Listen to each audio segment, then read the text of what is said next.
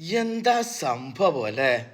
നാട്ടുകാർക്കും ജനങ്ങൾക്കും motivation class എടുക്കുന്ന നമ്മുടെ വ്യക്തികൾ തല്ലിപ്പിരിഞ്ഞിരിക്കുകയാണ്, കേസുമായി മുന്നോട്ട് പോവുകയാണ്.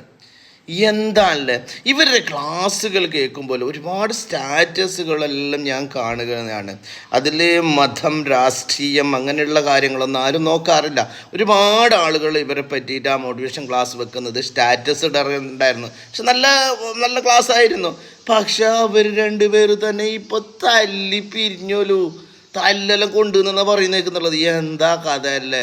അപ്പോൾ ഇതൊന്ന് ഫുള്ളായിട്ട് കേൾക്കട്ടെ. ഞാൻ പറഞ്ഞാലേ ഇന്ന് ഒരുപാട് ആളുകൾ പറയുന്നൊരു സംഭവമാണ്.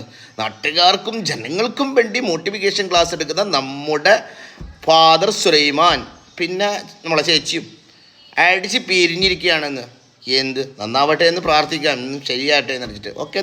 കുടുംബ ഐക്യത്തെക്കുറിച്ച് നവമാധ്യമങ്ങളിലൂടെ നല്ല ഡയലോഗ് അടിക്കുന്ന ദമ്പതികൾ ഒടുവിൽ തമ്മിലടിച്ചു. ഭാര്യയെ സെറ്റ് ടോപ്പ് ബോക്സ് കൊണ്ട് തലക്കടിച്ച് പരിക്കേൽപ്പിച്ചു. ചാലക്കുടി ഫിലോകാലിയ ഫൗണ്ടേഷൻ നടത്തിപ്പുകാരായ മാരിയോ ജോസഫ്, ഭാര്യ ജിജി മാരിയോ എന്നിവരാണ് ആ ദമ്പതികൾ. ജിജിയുടെ പരാതിയിൽ ചാലക്കുടി പോലീസ് കേസെടുത്തു. 70,000 രൂപയുടെ മൊബൈൽ ഫോൺ ഭർത്താവ് മാരിയോ ജോസഫ് നശിപ്പിച്ചുവെന്നും പരാതിയിൽ പറയുന്നുണ്ട്.